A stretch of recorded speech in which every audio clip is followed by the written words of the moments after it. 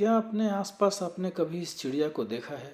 अगर देखा नहीं तो सुना ज़रूर होगा, क्योंकि ये गाने के लिए मशहूर है और बहुत सारे बॉलीवुड फिल्मों के गाने इस पे बने हैं। इसका नाम बुलबुल है और इसके गाने बड़े मशहूर हैं। तिनका तिनका जोड़कर ये घोंसला बनाती है और खुशकिस्मती से ये मेरे घर के पिछवाड़े में ही एक छोटे से पेड़ पे इसने अपना घोंसला चुना है।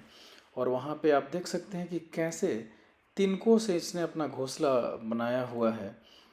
और जब हमारी नज़र इसके घोंसले पे पड़ी, तब तक कुछ दिनों के बाद मैंने देखा कि इसने अपने अंडे दिए हैं। और वहाँ पे अंडों को आप देख सकते हैं कि उस पे एक नियमित समय देना कि कैसे अंडे को सेया जाता है, कैसे उस पे बैठा जाता है और उसमें गर्मी पैदा की जाती है। और उसके बाद फिर से मैंने देखा कि ये बुलबुल आई है, मगर इस बार स्थिति अलग है। आप देख सकते हैं घोंसले में कुछ नन्हे मुन्ने मेहमान भी आए हैं। और आगे आप देख पाएंगे कि कैसे ये चिड़िया इतना सेंसिटिव ये पक्षियाँ भी होती हैं। जैसे ही ये उस डाल पे आती हैं, इनकी आहट जो है इनके बच्चों को हो जाती है। और इनके आँख उस समय तक पूरे खुले नहीं होते हैं, लेकिन इसके आहट से ही वो जान लेते हैं कि माँ पास में ही है। और उनके चोंच में ये उनके कुछ भोजन ला कर देते हैं। और ये जो नर्सिंग है बड़ा ही खूबसूरत है, बड़ा खूबसूरत नज़ारा होता है।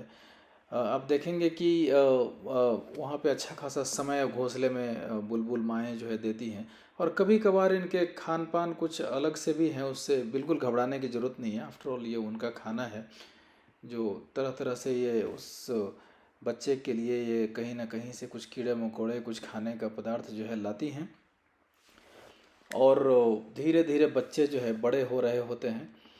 और एक समय ऐसा भी आया कि बारिश के मौसम में मैंने देखा कि कैसे इस बुलबुल चिड़िया ने, एक छोटी मोटी दिखने वाली चिड़िया ने अपने पंख को कैसे एक छतरी का आकार दिया और खुद ही भीग कर और पूरे घोंसले को इसने कवर किया अपने पंखों से। और जब बारिश ख़त्म हुई तो आप देखेंगे कि फिर इसने स्थिति का मुआयना करने के बाद आप इसके पंखों पे कुछ बारिश की बूंदें देख सकते हैं।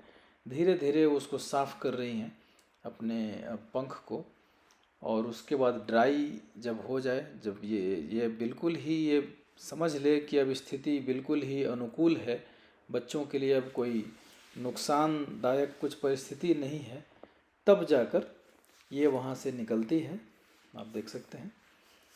तो ये बुलबुल पक्षियों को मैंने यही देखा कि आप बहुत कम ही इसका दीदार कर पाते होंगे, लेकिन इतनी छोटी छोटी पक्षियाँ जो आपके आसपास रहती हैं वो भी कितना कुछ सिखा कर जाती हैं। आप देखिए जब बारिश के बाद ये जा रही है तो कैसे बच्चे उतावला हो रहे हैं कि माँ के सानिध्य में रह के उसकी जो गर्मी है उससे वो कितने खुश थे। और उसके जाने के बाद वो आप देख सकते हैं। और धीरे धीरे बच्चे बड़े हो रहे हैं, आप देख सकते हैं कि उनके पंख थोड़े थोड़े आ रहे हैं।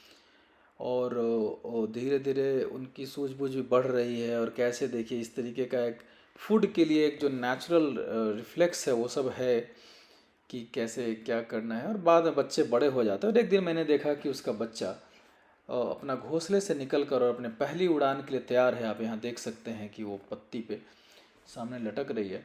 और उस समय आप यकीन मानिए कि आप उसके इर्द गिर्द, बच्चे के इर्द गिर्द नहीं जा सकते हैं, क्योंकि उसके जो पेरेंट्स हैं बिल्कुल ही उस दिन एग्रेसिव होते हैं दूसरों के लिए, अपने बच्चों के लिए नहीं। बिल्कुल एग्रेसिव है कि कोई भी इनके बच्चे के पास नहीं जा सकता है। बिल्कुल जेड प्लस सिक्योरिटी है। आप यकीन माने कि अगर आप पास जाएं तो वो हमला कर देंगे। और धीरे धीरे ये उसको सिखाते हैं कि कैसे एक डाल से दूसरे डाल पे फुदका जाता है, कैसे हॉपिंग किया है। तो आप देखिए बच्चा है और उसकी मदर उसके आसपास आकर और उसको हेल्प कर रही है कि कैसे हॉपिंग करना है, एक डाल से दूसरे डाल पे जाना है। और ये उड़ान की शुरुआत है, पहली प्रक्रिया है। और आप यहाँ पे देख पाएंगे कि कैसे इस बच्चे ने पहला अपना हॉपिंग किया, डाल बदला और दोबारा से वो उसको इनवाइट कर रही है ऐसा करने पे। तो ये था बुलबुल दंपति की कहानी। धन्यवाद।